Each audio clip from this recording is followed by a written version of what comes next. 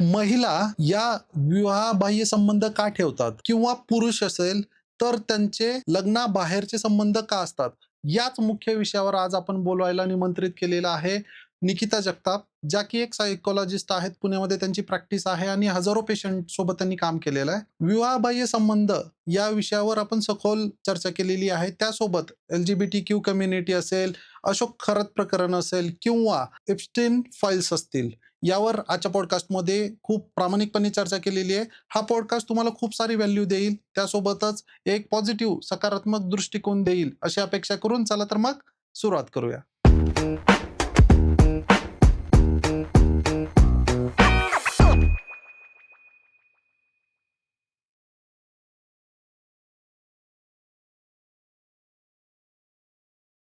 Ma'am, तुमचे पुन्हा एकदा स्वागत. आमच्या प्रेक्षकांना तुमची थोडक्यात ओळख करून द्या. नमस्कार. माझं नाव निकिता जगताप. मी सायकॉलॉजिस्ट आहे आणि मला या फील्डमध्ये 7+ इयर्सचा एक्सपिरियन्स आहे. माझी जर एज्युकेशन जर्नी आणि या प्रॅक्टिसमधली जर्नी पाहायला गेलात, तर माझं बॅचलर हे पुणे युनिव्हर्सिटीमधूनच झालेलं आहे, मॉडर्न कॉलेजमधून. अगेन माझं मास्टरही पुणे युनिव्हर्सिटीमधूनच झालेलं आहे, गरवारे कॉलेज. ओके. त्यानंतरनं मग माझा जो एक्सपिरियन्स आहे, गेले 7 वर्ष झालं मी या फील्डमध्ये आहे. आता पुण्यामध्ये माझे पर्सनल क्लिनिक आहेत आणि या 7 वर्षामध्ये मी जवळ-जवळ 50,000+ केसेस पाहिलेले आहेत, जे ग्रेट. मानसिक आजाराला सामोरे जात आहेत. आणि त्याच्यातला रेशो असा आहे, की रिकव्हरी पॅटर्न पण 50-50 आहे. बऱ्यापैकी यातले 50 पेक्षाही जास्ती लोकं या आजारातनं बरेही होत आहेत. जर ओके. योग्य हेल्प घेतली आणि प्रॉपर ट्रीटमेंट घेतली तर. खूप छान. आज आपल्याला एक म्हणता येईल की मेजवानी मिळालेली आहे. एक एक्सपर्ट तज्ञ आपल्या प्लॅटफॉर्मवर आहेत. मॅम, आजचा जो विषय आहे तो एक्स्ट्रा मॅरिटल अफेअर्स किंवा याच्याशी रिलेटेड सामाजिक जे काही आजकाल सुरू आहे त्याच्या संदर्भात आज आपण बोलणार आहे. तर सगळ्यात पहिला प्रश्न हाच आहे की हे होतं का? एक्स्ट्रा मॅरिटल अफेअर होण्याची कारणे अशी भरपूर आहेत. खूप सारी कारणं आहेत आणि डे बाय डे किंवा आपण आता बघतो आहोत, जशी जनरेशन पुढे-पुढे जाते, तशी ही कारणं खूप वाढतायत वाढतं. हो. आणि हे प्रॉब्लेम खूप जास्ती रिलेशनशिपमध्ये आपल्याला दिसून येत आहेत. हं. सो बेसिकली सगळ्यात आधी जे येतं, की इमोशनल अवेबिलिटी कमी असणं. बरं. म्हणजे पार्टनरची मोस्ट प्रोबॅबली युनिव्हर्सल ट्रूथ आहे, की फिमेल या खूप जास्त इमोशनल असतात. त्यांना हं. इमोशनल नीड लागते आणि मेल हे प्रॅक्टिकल असतात. आणि ज्यावेळी फिमेल एखाद्या पर्सन सोबत इमोशनली कनेक्ट होते, त्यानंतरच ते रिलेशन ती पुढे स्वीकारते आणि पुढे कंटिन्यू करते. बट मेल हे थोडे प्रॅक्टिकल असल्यामुळे सुरुवातीला ते खूप एफर्ट्स घेतात फिमेलसाठी, की तिने हो म्हणावं, तिच्यासाठी गिफ्ट्स घेणं, तिची केअर करणं, छोट्या-छोट्या गोष्टींकडे तिच्या लक्ष देणं, हे सुरुवातीला खूप जास्ती होतं. बट जसं-जसं फिमेल जेव्हा त्या नात्यामध्ये ते दोघे येतात, त्यानंतर ना कुठेतरी इनडिरेक्टली किंवा डायरेक्टली म्हणजे इंटेन्शनली, अनइंटेन्शनली ग्रँटेड पकडलं जातं. हं. मग हळू-हळू त्या गोष्टी फेड व्हायला लागतात. हं. जो सुरुवातीला माझा हसबंड किंवा माझा बॉयफ्रेंड केअर घेत होता, ती हळू फेड होते. कारण की कुठेतरी त्याचा ब्रेन पण त्याला असा सिग्नल देतो, की ठीक आहे ना, आता ही आपलीच आहे. हं. कुठे जाणार आहे? मग त्यामुळे ती केअर कमी होते आणि मग डे बाय डे ती थोडी इमोशनली एकटी पडायला लागते. मग तिकडे इमोशनली तिला अंडरस्टँड करून घेतलं जात नाही. हं. हं. आणि मग सेम गोज विथ मेल, की तिकडे त्यांनाही काही गोष्टींमध्ये सतत वाद होणं, चिड घरात करणं किंवा ते म्हटलं जातं, की वाईफ सतत किरकिरच करत असते, हं. असं म्हटलं जातं. आणि मग या सगळ्या गोष्टींमुळे तो पण मेंटली थकून जातो आणि मग तो पण बाहेर नीड शोधायला लागतो. सेम गोज विथ फिमेलही मग ऑफिसच्या कलीग्स ते तिला म्हणतात, "तू छान दिसते." तोच नवरा म्हणत नाही. बरं नवरा म्हणत असेल तर त्याच्यात तो इमोशनल कनेक्ट नसतो. हं. राइट? हं. सुरुवातीला जे म्हणतो त्यावेळी तिला ते कनेक्ट होतं. बट हळू ते तिला बोरिंग व्हायला लागतं. सो मग ह्या सगळ्या गोष्टींमुळे काय होतं, की नवीन काहीतरी आपल्याला कोणीतरी अप्रिशिएट करतंय. तो पर्सन नवीन आहे. तो मला अंडरस्टँड करून घेतो आणि आपल्या ब्रेनला हं. नवीन गोष्टी खूप जास्ती आवडतात आणि त्याच्यातून मिळणारं जे सुख आहे, त्यामुळे डोपामाइन रिलीज होतं. हं. आणि डोपामाइन हे हॅपी हार्मोन आहे आणि त्यामुळे नवीन गोष्टींचं जास्ती अट्रॅक्शन वाटायला लागतं आणि मग त्या गोष्टी आवडायला लागतात आणि मग आपण तिकडे अट्रॅक्ट होतो आणि ते हवं-हवंसं वाटतं. त्यामुळे हळू मग काय होतं, आपल्या बाउंडरीज आपण सोडून देतो. त्या गोष्टींकडे म्हणजे मी कोणाला तरी कमिटेड आहे, या गोष्टी आपण साइडलाईन करायला जातो. हं. आणि ठीक आहे ना, मी काही चीट तर करत नाहीये. आपणच स्वतःला समजूत घालतो, की मी हे काही चुकीचं करत नाहीये. हे बरोबरच आहे. बरं. आणि या गोष्टीने हळू मग आपण त्या नात्यात खूप खोलवर जातो. आपल्या बाउंडरीज विसरतात. मग काही वेळेस फिजिकल रिलेशन्स होतात आणि हळू ते अफेअरमध्ये कन्व्हर्ट होतं. ओके. आणि एक्स्ट्रा मॅरिटल अफेअरमुळे आता डे बाय डे खूप सारे चॅलेंजेस येतात रिलेशनशिपमध्ये. म्हणजे जसं मी प्रॅक्टिस करते, तर मोस्ट प्रोबॅबली मी रिलेशनशिपवरती पण काउन्सिलिंग करते. सो अशा वेळी बघितलं जातं, जर दोन्ही पार्टीज बघितल्या, तर 50-50 अगेन चुका दोघांच्याही असतात, कधीही टाळी एका हाताने वाजत नाही. तर तुमच्या नात्यामध्ये नवीन गोष्टी कशा घडतील याच्याकडे जर तुम्ही फोकस केला तर एक्स्ट्रा मॅरिटल अफेअर हे कमी होतील कम्पॅरेटिव्हली. आणि communication is very very important. Healthy communication नवरा बायकोच्या नात्यामध्ये जास्ती प्रमाणात होत नाही. ओके. कारण की काय होतं ना, की आपण त्या पर्सन सोबत 1 वर्ष, 2 वर्ष, 10 वर्ष, 13 वर्ष राहिलेलो. सो त्यामुळे कुठेतरी आपण एक परसेप्शन बनवतो. त्या पर्सनच्या बाबतीत एक मत बनलेलं असतं आणि त्याच चष्म्यातनं आपण त्या पर्सनला बघतो. मत आणि काही दुसऱ्या गोष्टी समोर मांडायला गेले, तुला काही कळत नाही, तू बोलू नकोस. असं हं. कम्पॅरेटिव्हली फिमेलच्या बाबतीत. सेम गोज विथ मेल, की हे असेच आहे. हे हं. सतत चिडचिडच करतात. पण ते का? द रिझन बिहाइंड दॅट हे तुम्ही जाणून घेणं आहे तुमचे पर्सनल बायसनेस बाजूला ठेवून. सो ते होत नाही आणि याच्यामुळे काय होतंय मग हे एक्स्ट्रा मॅरिटल अफेअर, मग लग्न व्यवस्था तुटणं, या सगळ्या गोष्टी डे बाय डे खूप जास्ती वाढतायत. आणि रिसर्चद्वारे असंही प्रूव्ह झालंय, की एक्स्ट्रा मॅरिटल अफेअरमध्ये आपल्या भारताचा आता 2रा क्रमांक आहे. हं, हं. ज्यावेळी मी रीड केलं होतं त्यावेळी 3रा होता, बट राइट नाऊ 2ऱ्या क्रमांकावरती आपला भारत आहे. मी मागे एकदा ऐकलं होतं, की टायर 2 आणि टायर 3 सिटीमध्ये एक ॲप्स आहेत जे फक्त मॅरिड मेन आणि वुमनसाठी आहेत हं. आणि त्याचा भारताचा जगात 1 नंबरला क्रमांक लागलेला आहे. हो. म्हणजे आपण जर असं म्हटलं, की हे शहरात जास्त तर माझ्या मते रिसर्च काहीतरी वेगळे आकडे सांगतोय. राइट. मला एक मॅम मगाशी तुम्ही म्हटलं, की टेक इट ग्रांटेड पकडलं जातं. तर हीच खरी सुरुवात असते का एखादं रिलेशन संपवायची किंवा याचा मेजर लाँग टर्ममध्ये इफेक्ट कसा होतो? हो, ऍक्च्युली टेकन फॉर ग्रँटेड घेणं ही सगळ्यात पायरी आहे जिकडे आपलं नातं आता हळूहळू त्याच्यात डिस्टन्स निर्माण होणार आहे आणि हळूहळू हे नातं तुटायला लागतं. टेक इट फॉर ग्रँटेड म्हणजे काय म्हणता येईल, की बेसिकली ठीक आहे ना, आता एखादी फिमेल किंवा बायको म्हटली, की आज माझं खूप दुखतंय, मला हं. पेन होतंय.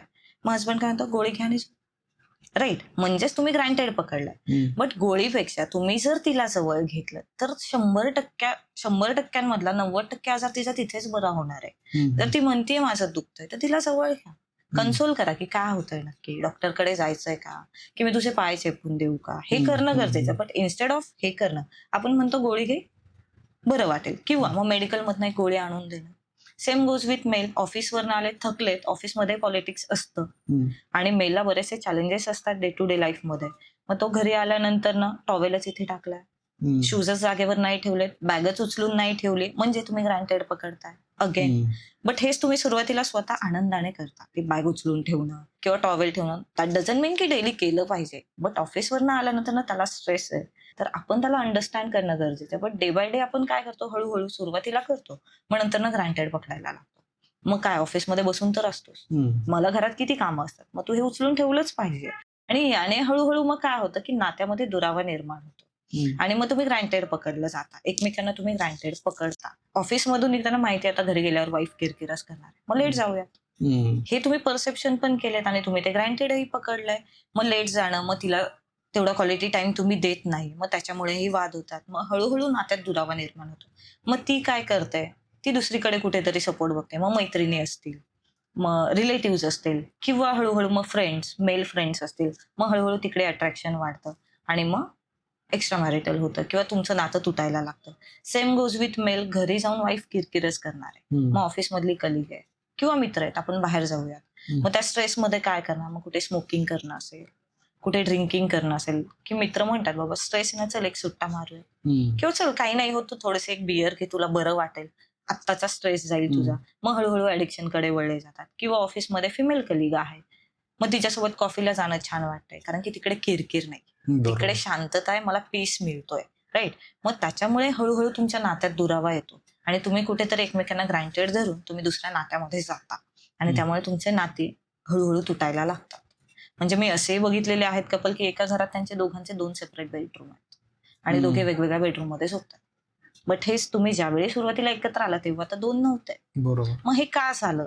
याच्या मागे अॅक्नॉलेजमेंट खूप कमी केलं जातं. एकमेकांना अंडरस्टँड खूप कमी केलं जातं आणि मग काहीतरी डिसिजन इम्पल्सिव्हली घेऊन वेगवेगळे होण्याचे निर्णय घेतले जातात. सो हे डे बाय डे खूप वाढतंय. आपली जी पूर्वीची भारतामध्ये एकत्रित कुटुंब पद्धती होती आणि आता मोर ऑर लेस न्यूक्लिअर फॅमिलीजकडे ट्रेंड आहे तो. इव्हन तो शहरात असेल किंवा ग्रामीण भागात. याचा कुठं हा फाउंडेशन असू शकतो का जे आज काही आपण बघतोय ते? डेफिनेटली. डेफिनेटली हा पण रोल प्ले करतो, कारण की आता न्यूक्लिअर फॅमिलीमध्ये असं आहे की एक मुलगा, आई वडील किंवा नवरा बायको आणि एक मूल, बस याच्या पलीकडे तिसरं कोणी नकोच आहे. यामुळे काय झालंय, सोशलायझेशन पुअर व्हायला लागलंय, सेल्फ आयसोलेशन खूप जास्ती वाढायला लागलंय, म्हणजे एकट्यात राहणं. मग तिसरा माणूस घरात खपवून घेतला जात नाही. मग ती सासू असू दे किंवा ते सासरे असू देत किंवा मग आई वडील असू देत, एक पाहुणे म्हणून 2 दिवसच ते डायजेस्ट करू शकतात, बट तिथून पुढे करू शकत नाही. कारण की मराठी आपल्या भाषेमध्ये म्हणतात की माणूस घाणा प्रकार तो यामुळे वाढलेला आहे. आणि दुसरी गोष्ट, न्यूक्लिअर फॅमिलीमुळे कम्युनिकेशन खूप कमी झालं. पूर्वी असं होतं की एकत्रित कुटुंब असल्यामुळे नवऱ्याने काहीतरी वेडं-वाकडं वागलाय, तर मी ते माझ्या जावेशी बोलू शकेल, मी माझ्या नंदेशी बोलू शकेल बरोबर. किंवा सासूशी बोलू शकेल किंवा सगळे एकत्र बसून ते प्रॉब्लेम सॉल्व्ह केले जायचे, इन्स्टेड ऑफ की एकमेकांना जज करणं. तिथे स्पष्ट सांगितलं जायचं, बाबा तुझं हे चुकलंय, तू तिथे काम कर. बरोबर. फिमेलला सांगितलं जायचं की इथे अशा पद्धतीने वर्क कर, आणि ती नाती टिकवण्याचा प्रयत्न केला जायचा. बट आता काय होतं की तुम्ही न्यूक्लिअर फॅमिलीत आहात, प्रत्येकाला प्रत्येकाचंच म्हणणं खरं करायचंय, थर्ड पर्स्पेक्टिव्ह त्याच्यामध्ये नाहीये. त्यामुळे मी म्हणते तेच खरं, तो म्हणतो मी म्हणते तेच खरं, राईट. मग याच्यामुळे काय होतंय की थॉट्स एक्सचेंज होत नाहीयेत, प्रत्येक जण आपलं आपलंच लावून धरतोय, आणि याच्यामुळे ते जे मूल आहे घरामध्ये त्याच्यावरही परिणाम होतात.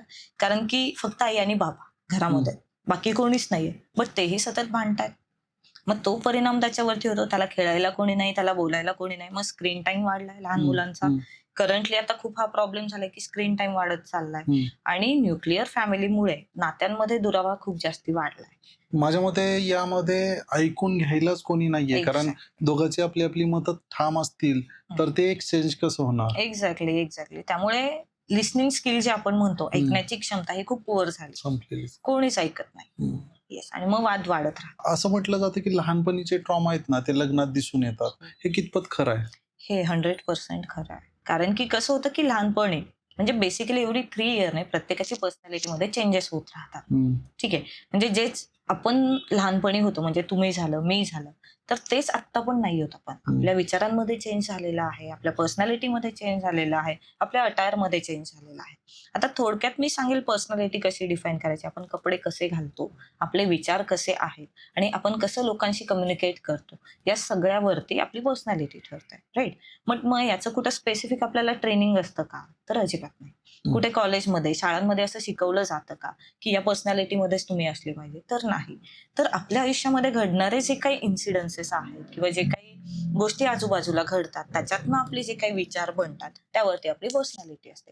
सेम गोज विथ लहानपणापासून जे काही आपल्या लाईफमध्ये घडणारे इन्सिडन्सेस आहेत किंवा जे काही इव्हेंट घडतात, त्याच्यावरती डिपेंड आहे की पुढे जाऊन रिलेशनशिप कसे आपण ग्रो करणार आहोत. म्हणजे फॉर एक्झाम्पल की लहानपणी बुली झालं असेल किंवा आई बाबांचे खूप वाद आहेत, लहानपणापासून बघितलेले आहेत मुलांनी, तर मग त्यांचं असं होतं की लग्न नाही करायचं. का नाही करायचंय? कारण की लग्न म्हणजे वाद, हेच फक्त ते लहानपणापासून शिकत आलेले असतात. ठीक आहे, त्याच्यामुळे मग ती एक फिअर असतं की रिलेशनशिप मी कंटिन्यू करू शकेल की नाही, राईट. त्याचबरोबर एक अँशियसनेस तिकडे निर्माण होतो, म्हणजे एक भीती वाटायला लागते की नको बाबा. मेल लोक असेच असतात, कारण की आपण बघितलं असेल पूर्वी, म्हणजे मेल मोस्ट प्रोबॅबली फिमेलला मारणं, अँगर त्यांचा कंट्रोल नाही व्हायचा, मग ज्याला डोमेस्टिक व्हायलन्स बोललं जातं. मग ते मुलं बघतात, ठीक आहे. मग त्याच्यातनं असं असतं की काही मुलं ते बघून, तेच शिकून पुढे जाऊन ते त्यांच्या पार्टनर सोबत तसे बिहेवियर करतात. काही मुलं घाबरतात, ते त्यांच्या पर्सनॅलिटीमध्ये येतं. मग त्यांचं असं असतं की मेल पासून 4 हात लांब राहा, आपण त्यांच्याशी लग्नच नाही करायचं, आपण आपलं सर्व्हाइव्ह करायचं, ठीक आहे. आणि या सगळी सिच्युएशन मधून जरी लग्न केलं, जरी लग्न झालं, तरी पण ते परसेप्शन, ते बायसनेस असतात मनात. म्हणजे काही मुलींचं असं असतं की जसे माझे वडील आहेत तसा माझा नवरा असला पाहिजे, बट त्याच्यात पण जे वडिलांनी माझ्या आईसोबत वागलंय ते नाही वागलं पाहिजे, ठीक आहे. म्हणजे तिकडे एक सिग्नल असतो, तो धोक्याची घंटा आहे की एखादा जरी ट्रेट त्या मेलकडून किंवा तिच्या नवऱ्याकडून वडिलांसारखा दिसला, ती पूर्ण ते परसेप्शन लावते, त्या लूपमध्ये ती स्वतः गुंतते, आणि त्या अकॉर्डिंग ती त्या हजबंडला बघायला जाते. म्हणजे माझ्या बाबांनी सेम आईसोबत हे केलं, हेच आता यांच्यासोबत होत, मी हे नाही डायजेस्ट करू शकणार. मग काय होतं, हळूहळू डिस्टन्स, मग मला नाही पटत आहेत गोष्टी, मग डिवोर्स पर्यंत गोष्टी जातात. म्हणजे चाइल्डहुड ट्रॉमाज हे खूप जास्ती इम्पॅक्ट करतात नातेसंबंधांमध्ये लग्नानंतर. अगेन जर तिला सेक्शुअली अब्यूज झालेला आहे, तर पुढे जाऊन ती सेक्शुअली नाहीच त्या नात्यात हॅप्पी नसणारच आहे, तिला एक ते फिअर असणार आहे. अगेन अटॅचमेंट इश्यू असतील, अटॅचमेंट म्हणजे जवळीकता, म्हणजे आई वडिलांसोबत खूप अटॅचमेंट आहे, लहानपणापासून ती झालेली, अटॅचमेंटमुळे डिपेंडन्सी क्रिएट झालेली आहे. सो तिच्या लाईफमध्ये येणारा जो पार्टनर असणार आहे ती त्याच्यासोबत पण अटॅच होणार आहे. ठीक आहे. आणि ती अटॅचमेंट पुढे जाऊन डिपेंडन्सीमध्ये गेलेली आहे. मग छोट्या छोट्या डिसिजन मध्ये पण तिला तो पार्टनर हवा आहे, बट नॉट नेसेसरी की 100% तो अवेलेबल असेलच. मग ते कॉन्फ्लिक्ट होतात. मग तो नसल्यावरती ती कुठलेच डिसिजन घेऊ शकणार नाहीये. अगेन मग अँशियस अँड फिअरफुल पर्सनॅलिटीमध्ये ती अडकते. मग ती डिसिजन घेऊ शकत नाही, मग तो स्ट्रेस वाढतो, त्या स्ट्रेसमुळे मग एन्झायटी क्रिएट होते, मग हळूहळू डिप्रेशनमध्ये जातात. मग त्या नात्यामध्ये ते व्यवस्थित डील नाही करू शकत. मग हसबंडला वाटतं की यार माझी वाईफ डमच आहे, ती स्वतःचे छोटे पण डिसिजन घेऊ शकत नाही. But the reason behind that की हे चाइल्डहुड पासून आलेलं, राईट. असं नाही की ती आत्ता करते. Same goes with male. मी बऱ्याचदा बघितलंय की बरेचसे मेल कमिटमेंटला खूप घाबरतात. कमिटमेंट इश्यू त्यांना खूप येतात. का येतात? कारण की लहानपणापासून त्यांनी बघितलं की कमिटमेंट म्हणजे ओझा आहे, मला ते जमेल की नाही, कारण की माझी आई बाबांचा डिसरिस्पेक्ट करत होती किंवा उलट बोलत होती किंवा वाद होत होते. म्हणजे फिमेल अशाच असतात. किंवा माझ्या लाईफमध्ये येणारे पार्टनरने जरी तिने आरे केलं तर मी तिला कार्य करू, म्हणजे मी कार्य करूनच उत्तर देणार. मी तिकडे शांत बसणार नाही, कारण की माझी आई अशी होती जशी माझी वाईफ नको, जिने मला कंट्रोल नाही केलं पाहिजे. सो हे जे चाइल्डहुड ट्रॉमाज आहेत, या ज्या चाइल्डहुड पर्सनॅलिटीज आहेत, ते रिलेशनशिपमध्ये खूप जास्ती इम्पॅक्ट करतात. ओके, यालाच पकडून मला एक असं लक्षात येतं की ज्या आता आपण बोललो की ज्या सिच्युएशन्स मध्ये आई वडील एक्झिस्ट करत होते, पण अशा बऱ्याच सिच्युएशन असतील ज्या मुली जनरली हॉस्टेल्समध्ये राहिलेल्या आहेत किंवा अनाथ आहेत आणि त्यांची संगोपन एक वेगळ्या पद्धतीनं झालेलं आहे. आणि मग आता लग्न आणि पुढचं जे लॉंग टर्म रिलेशन असेल किंवा एक जर्नी असेल लाईफची, तर त्याचा या जडणघडणीचा काही इम्पॅक्ट बघितला? अशी काही केस आलेली होती तुमच्या? हो हो हो. एक अनाथ मुलगी माझ्याकडे येत होती, बट तिला ना आई वडिलांचा स्पर्शच माहिती नव्हता. ते म्हणतात ना, एक ऊब असते आई वडिलांची प्रत्येक मुलाच्या बाबतीत, जोपर्यंत तो ग्रो होत नाही. ग्रो झाल्यानंतर नाही, म्हणजे आत्ताही आपले आई वडील आपल्यासाठी खूप कन्सर्न असतात, भले आपण सेटल झालेलो आहोत, सगळे आहोत, बट तिला आई वडील म्हणजे काय हेच माहिती नाही, राईट. त्यामुळे ती तिची इमोशनल नीड आहे ना लहानपणापासून पूर्ण झालेली नाहीये. मग पुढे गेल्यावरती तिची ती इमोशनल नीड होण्यासाठी ती एक्सपेक्टेशन्स घेऊन सर्व्हाइव्ह करते, की जेव्हा माझा पार्टनर असेल किंवा माझे सासू सासरे असतील ते मला आई वडिलांसारखं ट्रीट करतील, राईट. मग ते एक्सपेक्टेशन्स घेऊन त्या नात्यामध्ये एंटर केल्यावरती ते एक्सपेक्टेशन्स फुलफिल होतील असं नाहीच आहे ना. आपण नाही सांगू शकत होतील पण नाही पण, कारण की एव्हरी इंडिव्हिज्युअल इज डिफरंट. त्यामुळे मग समोरचा कसा डील करणार आहे, कसा ट्रीट करणार आहे हे माहिती नाही, बट मी एक्सपेक्टेशनचं ओझं घेऊन मी त्या नात्यामध्ये एंटर केलंय. मग ज्यावेळी मी एंटर केलंय माझे एक्सपेक्टेशन्स मीट नाही झालेत, फुलफिल नाही झालेत, त्यामुळे काय झालं, मग मला सॅड वाटायला लागलंय, मग मला इमोशनली मी अजून वल्नरेबल झालीये, मग मी नाही कम्युनिकेट करू शकत आहे किंवा माझी ती इमोशनल नीड फुलफिल होत नाहीये. मग रडणं, मग सॅडनेस, मग त्या नात्यात ती आनंदी नसणं, मग हळूहळू काही वेळेस आत्महत्येपर्यंत पण हे जातं, बिकॉज ऑफ इमोशनली अनअवेबिलिटी किंवा ती प्रेमाची जी ऊब असते आई बाबांची ती तिला मिळलेली नाहीये. आणि मी याच्यातच एक सांगेल की असं म्हटलं जातं नात्यांमध्ये की सासू म्हणजे आईच असते, तर असं कधीही होत नाही. हे प्रत्येक मुलीने लक्षात ठेवा, प्रॅक्टिकली थोडं राहावं. सासू ही सासूच असते, सून ही सूनच असते असं म्हटलं जातं, बट हे कधीही होत नाही, कारण की आपण त्याच चष्म्यातनं बघतात, प्रत्येक जण त्याच चष्म्यातून बघत असतो. म्हणजे ही माझी सूनच आहे, ही माझी कधी मुलगी होऊ शकत नाही. सेम गोज विथ ही माझी सासूच आहे, ही कधी माझी आई होऊ शकत नाही. त्यामुळे कॉन्फ्लिक्ट होतात. त्यामुळे अवाजावी एक्सपेक्टेशन्स घेऊन जर तुम्ही नात्यामध्ये एंटर केलं तर तिकडे तुमचा डिसरिस्पेक्ट होणारच आहे, तुमच्या एक्सपेक्टेशन्स मीट होणार नाहीयेत आणि त्याच्यामुळे मग तुमच्या नात्यामध्ये वाद, स्ट्रेस आणि या सगळ्या गोष्टी, ओव्हर थिंकिंग हे वाढायला. Wait. If you are investor or industrialist looking for clear title agriculture or industrial plot across Pune, Mumbai and Konkan region, then do contact us for verified legally clear land parcels. हमेशा याद रखिए, land is limited. अगर आपने नहीं खरीदा तो वो किसी और की अमानत होगी. अगर आपको अपनी लैंड बेचनी है या खरीदनी है तो डिस्क्रिप्शन बॉक्स एंड कमेंट में लिंक दी है, उस पर क्लिक कीजिए, फॉर्म सबमिट कीजिए, हमारी टीम आपको कांटेक्ट करेगी. Thank you.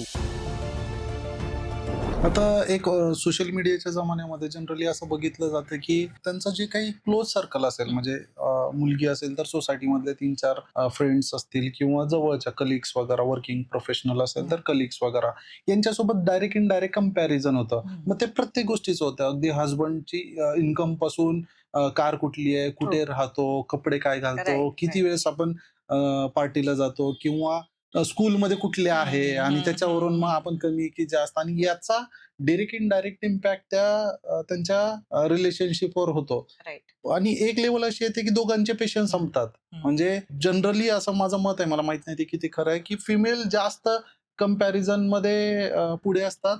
मेलच्या डोक्यात पण नसतं की असं काही असू शकेल. तर याचा रिलेशन संपण्यावर किंवा एक्स्ट्रा मॅरिटल अफेअर्स सुरू होण्यावर काही भर असू शकतो का? किंवा एखादीचे हसबंड तिला जास्त चांगले महाग गिफ्ट वगैरे देतात, माझा देत नाही, मग मी ते कुठेतरी बाहेर शोधायला लागणं वगैरे. Right, right, right. हो, हा खूप मोठा रोल प्ले करतो. आणि सोशल मीडिया जेवढं चांगलं आहे तेवढं वाईटच आहे. मी आधीपासूनही तेच म्हणते, की प्रत्येक गोष्टीचे प्रोज आणि कॉन्स असतात. म्हणजे जसं नाण्याला 2 बाजू आहेत, तशा प्रत्येक गोष्टीला 2 बाजू आहेत. बरोबर. ज्यालाच आपण म्हणतो reel versus reality, which is very, very important. मला असं वाटतं, की स्त्रियांनी मोस्टली कंपॅरिझन करण्याआधी ॲबिलिटीज काय आहेत आणि माझ्याकडे काय आहे याच्याकडे लुकआउट दिला, तर ते समाधानी आयुष्य जगू शकणार आहे. आणि हे कंपॅरिझन बऱ्याचदा होतं. म्हणजे माझा मुलगा सीबीएसई बोर्डला आहे, ठीक आहे, किंवा माझ्या मैत्रिणीचा मुलगा सीबीएसई बोर्डला आहे, तर माझाही मुलगा सीबीएसई बोर्डमध्ये असलाच पाहिजे. बट तुमची कॅपॅसिटी आहे का? तुम्ही करू शकता का? बरं ठीक आहे, तुमच्याकडे पैसा आहे, सगळं आहे. पण तुमचं मूल ते डायजेस्ट करू शकणार आहे का? की त्याला ती डिफिकल्टी लेव्हल जमणार आहे का? हे बघणं पण गरजेचं आहे.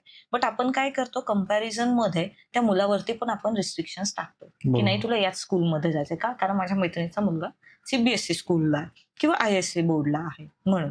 अगेन बर्थडेज, आता हे खूप मध्ये सोशल मीडियावरती व्हायरल होत होतं, की गर्लफ्रेंड बॉयफ्रेंडचा बर्थडे कार घेऊन येणार. आणि आता ते डायसनचा एक स्ट्रेटनर जो 40-50 हजाराचा गिफ्ट केला जायचा गर्लफ्रेंडला. ठीक आहे, अजूनही केलं जातं. मग अशा एक्सपेक्टेशन्स फिमेलच्या होतात. मग रील बघणार, मग तो करतोय, मग माझा बॉयफ्रेंड करत नाहीये, म्हणून मग एक्सपेक्टेशन्स मीट होत नाहीत, म्हणून कारण नसताना रिलेशनमध्ये वाद करणं.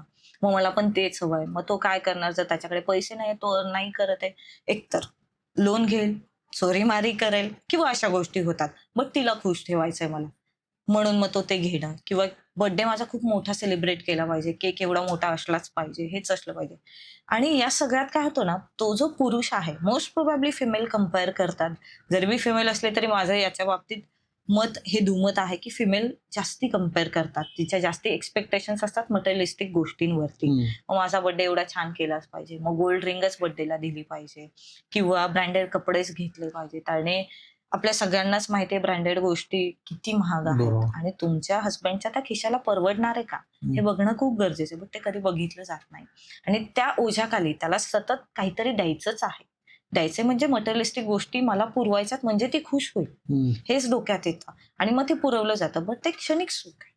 ती गोष्ट माझ्याकडे आली, मी 1 दिवस वापरेल, 2 दिवस, रादर दॅन 3 दिवस. बट याच्या पलीकडे त्याच्यातून मला काहीच आनंद मिळणार नाही. अगेन माझी एक्सपेक्टेशन दुसरी असणार आहे, की मग तिच्या हसबंडने कार घेऊन दिली, मग हा कार घेऊन देईल. बट हे किती दिवस चालणार आहे? त्यामुळे फिमेलने हे अंडरस्टँड करणं खूप गरजेचं आहे, की अगेन मटेरियलिस्टिक गोष्टींवरती जर तुम्ही फोकस ठेवत असाल, तर मग तुमचं नातं कधीच हॅप्पी राहणार नाहीये, आणि तुम्ही कधीच आनंदी राहणार नाही त्या नात्यात. आणि मग ज्यावेळी बायको चिडलेली असते, मग त्याच्या पण डोक्यात हे असतं, की तिला काहीतरी एक गिफ्ट देऊन देऊ, म्हणजे ती शांत होईल. राईट. मग तो काहीतरी साडी आणेल, काहीतरी घेऊन येईल, तिला देईल, म्हणजे ती शांत तर मी शांत. राईट. आणि हे काय होतं, मग ही चेन सुरूच राहते, या लूपमध्ये अडकतच जातो. कारण की हळूहळू एक्सपेक्टेशन्स खूप वरती जातात, आणि ते नाही मिळलं म्हणून ब्रेकअप. आता खूप साऱ्या या गोष्टी सुरू आहेत. आपण बघतो जेन झी, आता अल्फा जनरेशन झाली, आता बीटा जनरेशन सुरू आहे. सो याच्यामध्ये काय होतंय, बेंचिंग, गोस्टिंग असे रिलेशनशिपचे पण पॅटर्न आले. म्हणजे हा माझ्या कमिटमेंट फुलफिल करत नाही, किंवा हा मला मटेरियलिस्टिक गोष्टी देत नाही, बट दुसरा देतोय, मग मी याच्यासोबत दुसऱ्यासोबतही रिलेशन ठेवतो. That means benching. हा गेला तर हा आहे, किंवा हा जरी गेला तरी हा आहे. बट हे कोणाला माहिती नाहीये. इथे ट्रान्सपरन्सी नाही, हे सगळं लपवून केलं जातं. गोस्टिंग म्हणजे एखाद्या मुलासोबत बोलणं, कंटिन्यू त्याला इमोशनल अटॅचमेंट किंवा सवय होईपर्यंत बोलणं, आणि अचानक बंद करून टाकणं. म्हणजे त्याला कसलंही क्लॅरिफिकेशन द्यायचं नाही, आणि बोलणं बंद. सो मग ह्या गोष्टी का होत आहेत, तर again reel versus reality, social media, expectations, comparison, या गोष्टी खूप मोठा रोल प्ले करतात. आणि जर आपण बघितलं, तुम्ही म्हणाल की मग पूर्वी हे का नव्हतं? पूर्वी असं होतं की ऍटलिस्ट अन्न, वस्त्र, निवारा या 3 गोष्टींच्या बेसिक नीड असायच्या. एक्सपेक्टेशन्स कमी असायच्या पूर्वी फिमेल्सच्या. 2 वेळेचं व्यवस्थित खायला, सुखी समाधानी आयुष्य एवढंच त्यांना हवं होतं आणि सोशल मीडिया एवढा तिकडे रोल प्ले करत नव्हतं. बट आता काय झालंय, सोशल मीडिया खूप मोठा रोल प्ले करताय या सगळ्यामध्ये. लाईफस्टाईल तिकडे काही लोक अपलोड करतात त्यांची लाईफस्टाईल, की घर किती मोठं आहे, मग माझ्याकडे किती एक्सपेन्सिव्ह गिफ्ट आहेत. आता आपण बघितलं तर फिमेलचे पूर्ण कबड भरून शूज असतात, पूर्ण कबड भरून ब्रँडेड गोष्टी असतात. मग तसंच मलाही हवंय. बट अगेन, तुम्ही कुठल्या फॅमिलीतनं बिलॉंग करताय? मिडल क्लास फॅमिली आहे, काय आहे, तुमचा हसबंड कितपत तुम्हाला देऊ शकतो, त्यावरती जर तुम्ही तुमच्या एक्सपेक्टेशन्स ठेवलात, तर तुम्ही सुखी आणि आनंदी आयुष्य जगू शकाल. कारण की मटेरियलिस्टिक गोष्टी कुठेच थांबणाऱ्या नाहीये, एक्सपेक्टेशन्सला कुठेच फुल स्टॉप नाहीये. त्यामुळे इट्स बेटर की तुम्ही कंपॅरिझन कमी करणं आणि जे माझ्याकडे आहे त्याच्यात आनंदी राहणं हे खूप गरजेचं आहे. असं म्हणतात की संवाद संपला किंवा गॅप पडला, बोलता दोघंही एकमेकांची मतं ठाम आहेत असं समजून जर शांत झाले, तर तिसऱ्याची एंट्री होते. तर ॲज अ एक्सपर्ट म्हणून तुमचं याबद्दल मत काय, किंवा तुमच्याकडे एखादी केस स्टडी आली असेल तर ऐकायला आवडेल. येस, डेफिनेटली माझं याबद्दलचं मत, आणि अशी एक नाही खूप साऱ्या केसेस माझ्याकडे आलेल्या आहेत, बऱ्याचशा लोकांसोबत मी बोललेली आहे. म्हणजे बेसिकली मी कॉन्फिडेन्शियलिटी असल्यामुळे नाव वगैरे तर डिस्क्लोज करणार नाही, बट एज्युकेटेड पर्सन आहे दोघे. तो मोस्टली सर्जन आहे, गव्हर्नमेंट हॉस्पिटलमध्ये तो त्याचं पुढचं कंटिन्यू करत होता एज्युकेशन, आणि तीही सर्जन आहे. सो असं झालं की लॉंग डिस्टन्स, ती तिच्या एज्युकेशनसाठी दुसऱ्या गावी होती, दुसऱ्या शहरात होती रादर, आणि हा दुसऱ्या शहरात होता. सो या डिस्टन्समुळे त्याच्या लाईफमध्ये एका मुलीने एंट्री केली, आणि त्याचा जॉबही असा होता की फिरतीवरती असायचा. तो बेसिकली तो मिलिटरीमध्ये असल्यामुळे तो फिरतीवरती असायचा. सो मग एका पर्सनने एंट्री केली, आणि ती एंट्री कशी झाली की हिचा इमोशनल कनेक्ट कमी झाला, दोघांचं डिस्टन्स आहे, भेटणं कमी, बोलणं कमी, आणि थोडे मोठे त्यांचे वादही होत राहायचे. त्याच्यामुळे वाद झाले की 8-8 दिवस न बोलणं. आणि कसं असतं, फिमेल थोड्याशा कमिटमेंटला पकडून असतात, त्या लवकर भरकटत नाहीत. एका थ्रेशोल्ड नंतर ना त्या भरकटतात. बट कम्पॅरेटिव्हली चान्सेस मेलचे जास्ती आहेत की ते लवकर भरकटतात, आणि तिसऱ्याची एंट्री मेलच्या लाईफमध्ये लवकर होऊ शकते. अगेन, जसं मी म्हटलं की sexual need is very very important, आणि सेक्शुअल डिझायर असे आहेत की लोक कुठपर्यंतही जाऊ शकतात. जसं आपण रेप केसेस ऐकतो, हे just because of sexual desire आणि मेंटॅलिटी स्टेबल नाहीये त्यामुळे होतं. सो असंच मेलच्या लाईफमध्ये ही एंट्री लवकर होते, कारण की लॉंग डिस्टन्स आहे, अगेन कम्युनिकेशन तुमचं लॅक करतंय, तुम्ही फिजिकली एकमेकांच्या टचमध्ये नाही आहात, आणि तुमचे वाद कंटिन्यू होत आहेत. तर मग तेच ऑफिसमध्ये किंवा कोणी एखादी मैत्रीण, चॅटिंग सुरू आहे, मग कम्युनिकेशन वाढतंय, मग तुमचं क्लोजनेस वाढतोय, तिकडे बाउंड्रीज तुमच्या विसरल्या जातात. आणि मग अगेन जसं मी म्हटलं की ठीक आहे ना, एकदा बोललं तर काय होतंय, एकदा भेटलं तर काय होतंय.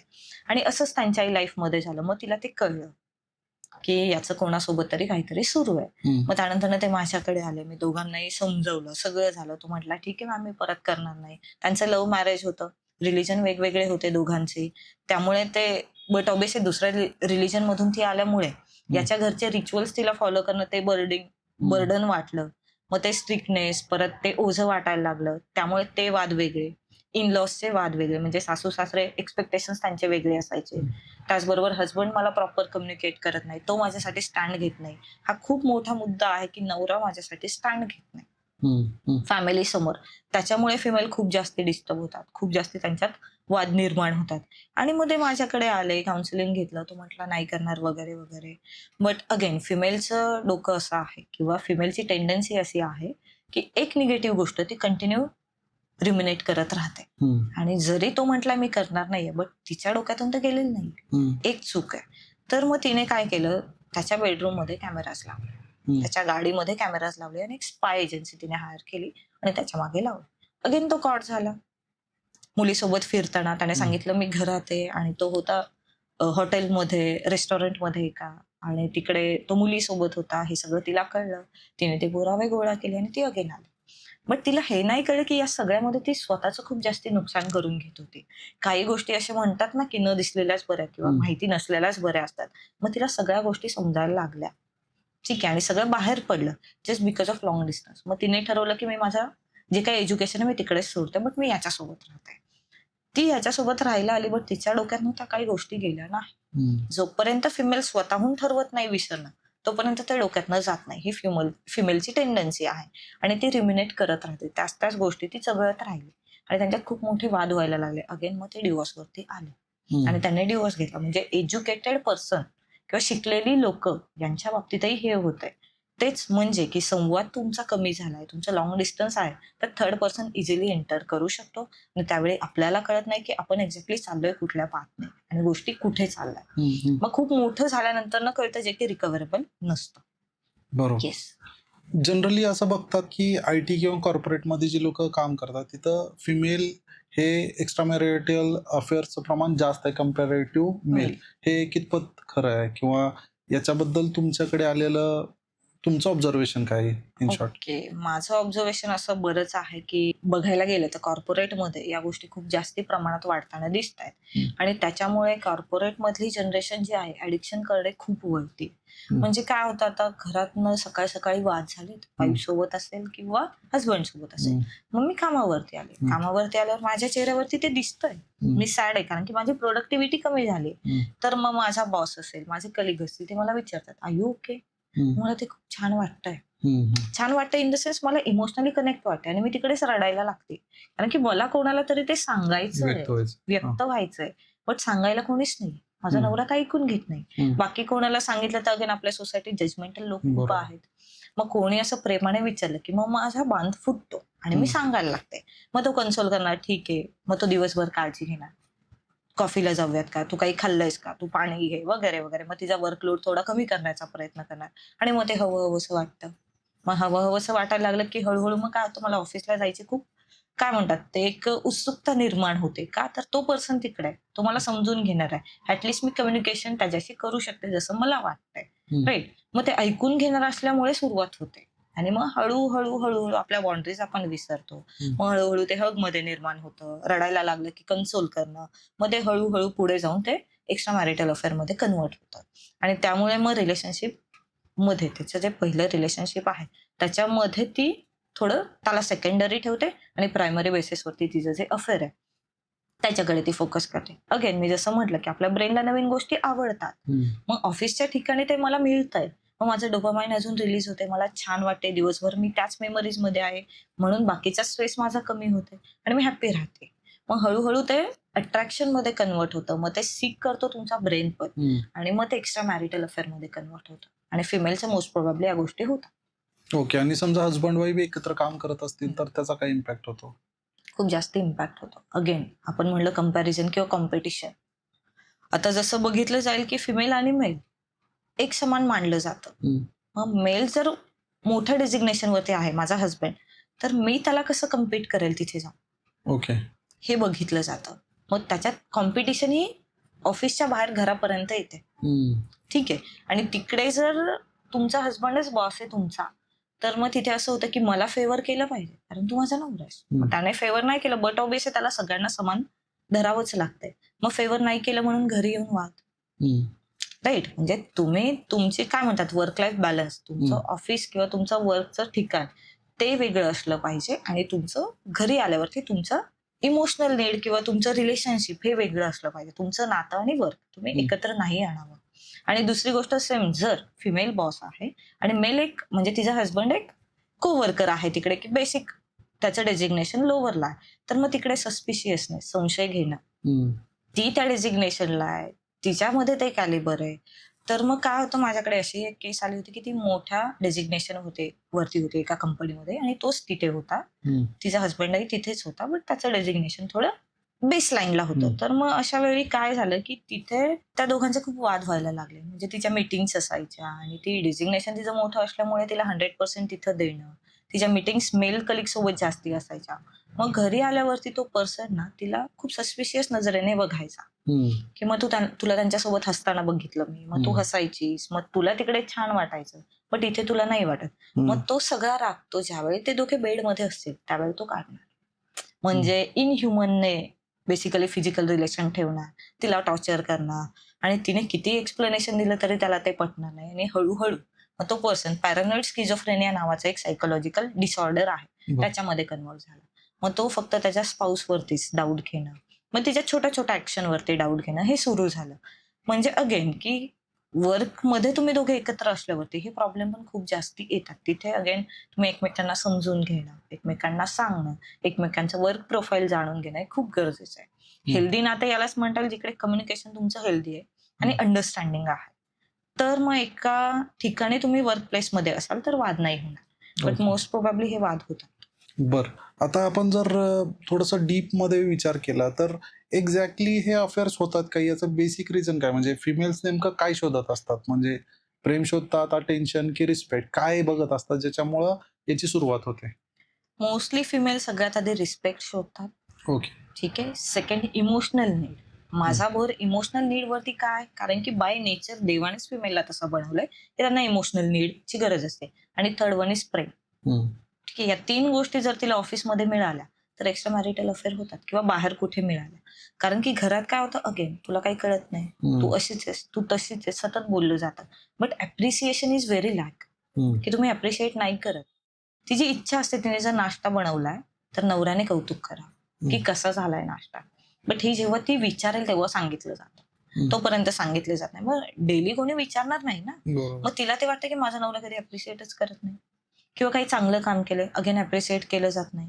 किंवा छान आवरलंय, अगेन अप्रिशिएट केलं जात नाही. मग काय होतं, हे बाहेर मिळतं. रिस्पेक्ट मिळतोय, अप्रिसिएशन मिळतंय, माझ्या कामाला वाव दिला जातोय. आणि हेच आपल्या ब्रेनला पण हवं असतं. जेवढे रिइन्फोर्समेंट म्हटलं जातं, पॉझिटिव्ह रिइन्फोर्समेंट जेव्हा मिळतं त्यावेळी आपला ब्रेन अजून दुपटीने काम करायला लागतो. आणि ते पॉझिटिव्ह रिइन्फोर्समेंट मोस्ट प्रोबॅबली पार्टनरकडनं अपेक्षित असतं. जे लॅक होतं मग ते बाहेर मिळलं जातं, म्हणून मग त्या बाहेर ते सीक करतात. ओके. आता मग हेच मेलच्या बाबतीत काय? कारण जनरली मेल एक्सप्रेस नाही होत हम्म. सहजासहजी. हम्म. मग ते मग कुठल्या बेसिसवर हा रस्ता निवडतात? अच्छा, आता मेलचं काय होतं की घरात त्याला अंडरस्टँड करून घेतलं जात नाही. सतत फिमेल बोलतच राहते, ती कमी ऐकते पण ती बोलत राहते. ठीक आहे. बट एक्झॅक्टली त्याच्या मनात काय सुरू आहे, तुम्ही तेवढा त्याला स्पेस देताय का की तो ओपन अप होईल, तो कम्युनिकेट करेल, तो त्याच्या गोष्टी सांगेल. ती स्पेस नाही दिली जात. इकडे कसं असतं की समोरच्याने एक वाक्य बोललं की कधी मी माझं मांडेल, हे होतं. त्यामुळे मग मेल काय होतात, शांत बसतात की अगेन ही ऐकून घेणार नाहीये. आणि ऐकून घेणं नाही तर बोलण्यात फायदा नाही, हेच त्याला बाहेर अंडरस्टँड केलं जातं. राईट, की हा ठीक आहे, तुला प्रॉब्लेम आहे, तुला त्रास होतोय, तर मग बाहेर समजून घेतलं जातं. त्याला तो पीस, तिकडे शांतता बेसिकली मेलला हवी असते, जी बाहेर मिळते नवीन नात्यामध्ये. म्हणून मग तो बाहेर जास्ती वेळा जातो. आता आपण एकंदरीत सारांश बघितला तर मोरलेस आपण या सगळ्या मानसिक गरजा फिजिकल वर्सेस मानसिक याच्यामध्ये जर कम्पेअर केलं तर अफेअर्स मध्ये फिजिकल नीडमुळे अफेअर्स होण्याची शक्यता ही कितपर्यंत असते? म्हणजे तुमच्यापर्यंत आलेल्या केसेसमध्ये याचा जर रेशो बघितला तर हा काय असू शकेल? 60-40 रेशो आपण म्हणू शकतो. फिजिकल नीडमुळे होणारे जे अफेअर्स आहेत हे मोस्ट प्रोबॅबली 60% आहेत. ओके. येस. आणि 40% हे मानसिक नीडमुळे आहेत. इमोशनल नीड ज्या आपण म्हणतो, ज्या फुलफिल नाही होत म्हणून होणारे अफेअर्स आहेत. आता फिजिकल नीड म्हणजे बेसिकली आपण बघतो की आता मेलमध्ये प्रीमॅच्युअर इजॅक्युलेशन होणं, या गोष्टींचे इश्यू जास्ती व्हायला लागलेत. अगेन मेंटल हेल्थ आणि आपली फिजिकल हेल्थ, गट हेल्थ म्हणा, आपली सेक्शुअल लाईफ म्हणा, हे सगळं इंटरलिंक्ड आहे. मग काय होतं, मेल प्रॉपर परफॉर्म करू शकत नाही किंवा त्याने परफॉर्म केलेला आहे तर त्याला अगेन रिअश्युरन्स हवा. तर ती वाईफ बोलून दाखवत नाही की मी सॅटिस्फाय झालीये. मग त्याला असं वाटतं की मी सॅटिस्फाय करतोय की नाही, सेल्फ डाऊट यायला लागतो. आणि सेल्फ डाऊट आल्यावरती मग काय होतं की ठीक आहे की ती सॅटिस्फाय होतीये नाही होतीये मला माहिती नाही, सेल्फ डाऊट येतो, मग त्याचा परफॉर्मन्स कमी व्हायला लागतो. मग तिचं असं म्हणणं असतं की मला सॅटिस्फाय नाही केलं जात. अगेन इकडे स्ट्रेस पण हा खूप मोठा रोल प्ले करतो. स्ट्रेस जर असेल तुमच्या डे टू डे लाईफमध्ये तर तुम्ही प्रॉपर तिकडे हॅप्पी नसणार आहात. ज्यावेळी आपण इमोशनली स्टेबल आहोत, मेंटली स्टेबल आहोत, त्यावेळेस तुमची लाईफ हेल्दी असणार आहे. मग बऱ्याचदा असं होतं की काही फिमेलच्या सेक्शुअल नीड जास्ती असतात, डिझायर जास्ती असतात, काही मेलच्या डिझायर जास्ती असतात. आता आपल्या बॉलिवूड मध्ये चिरैया म्हणून एक मूवी आलेला आहे जो खूप सुंदर आहे, प्रत्येकाने बघावा असं मला वाटतं, हजबंडने आणि वाईफने पण. कारण की त्याच्यामध्ये त्यांनी खूप छान जी फिजिकल लाईफ आहे ती एक्सप्लेन केलेली आहे की प्रत्येक वेळी फिमेलच्या एक्सपेक्टेशन्स विचारल्या जात नाहीत. मेलला डिझायर आहेत तर विचारलं जात नाही, डिरेक्टली ते लादलं जातं. एक्झॅक्टली. आणि मग त्यामुळे खूप जास्ती कॉन्फ्लिक्ट होतात. सो त्या मूवीमध्ये असंच आहे की त्या फिमेलला नाही करायचंय, तरी पण तो हसबंड तिच्या मागे लागलेला असतो आफ्टर मॅरेज.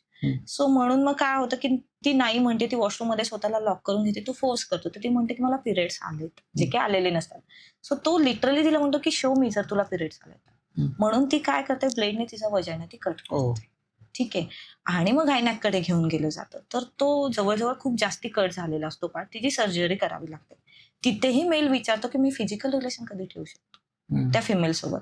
म्हणजेच तुमच्या ज्या सेक्शुअल नीड आहेत, ठीक आहे, ऑलवेजच फुलफिल झालं पाहिजे तसं नाहीये. काही वेळेस तुम्ही थांबवू शकता. काही वेळेस सोसायटीमध्ये बरेचसे ऑप्शन्स आहेत, जसं मास्टरबेशन आपण म्हटलं जातं. त्या गोष्टीने तुम्ही तुमचे डिझायर पूर्ण करू शकता. नॉट नेसेसरी की त्याच्यासाठी तुम्ही एक्स्ट्रा मॅरिटल अफेअर केलं पाहिजे. बट त्या नीड कंट्रोलमध्ये नसल्यामुळे मग ते बाहेर सीक केलं जातं. आणि मग बाहेर सीक करून तिकडून ते सॅटिस्फॅक्शन मिळवलं जातं. मग तिकडे बघितलं जात नाही समोरचा पर्सन मॅरिड आहे, अनमॅरिड आहे, आपल्या वयापेक्षा कमी आहे, जास्ती आहे. आणि मग एक्स्ट्रा मॅरिटल अफेअर जास्ती वाढतात. Same goes with female. तिला जर सॅटिस्फॅक्शन नाही भेटले हजबंड कडून, मग ती बाहेर जाते, बाहेर पडते. बट हेच तुम्ही कम्युनिकेट करा एकमेकांसोबत. तुम्हाला प्रॉब्लेम येत आहेत. सोसायटीमध्ये बरेचसे लोक आता आहेत, तज्ज्ञ आहेत या गोष्टींमध्ये. सेक्सॉलॉजिस्ट आहेत, गायनॅकोलॉजिस्ट आहेत, सायकोलॉजिस्ट आहेत. तुम्ही तिथे जाऊन कन्सल्ट करा आणि तुमच्या नात्यावरती फोकस करा. कारण की अगेन सेक्शुअल नीड हे काय म्हणतात, क्षणिक सुख आहे, लाईफ टाईम साठी नाही. आज झालं तर उद्या नसणार असं नाही, ते डे बाय डे असणार आहे. राईट. सो त्याच्यामुळे त्याच्यावरती कम्युनिकेशन करणं, बोलणं आणि आपल्या नीड अगेन आपण कंट्रोल करू शकतो. देवाने आपल्याला सगळ्या गोष्टी कंट्रोल करण्यासाठी काही ना काही मार्ग दिलेले आहेत. सो ते करणं अपेक्षित आहे. तर तुमचे एक्स्ट्रा मॅरिटल अफेअर कमी होतील. अशोक खरात हे जे प्रकरण आहे, रेपिस्ट ज्यावेळेस रेप करत असतो त्यावेळेस त्याच्या भावना काय असतात? म्हणजे आपण बघितलं एप्स्टीन फाईल, त्यात खूप लहान लहान मुली आहेत, पॉर्न बघितले जातात. मग पॉर्न मध्ये ज्या प्रकारे केलं जातं त्याच्यामुळे मग काय होतं, त्या माझ्या डिझायर अजून उत्तेजित होतात. ऍडमिट केल्यानंतर असं कळलं की ओसीडी नावाचा त्याला आजार होता, ऑब्सेसिव्ह कंपल्सिव्ह डिसऑर्डर.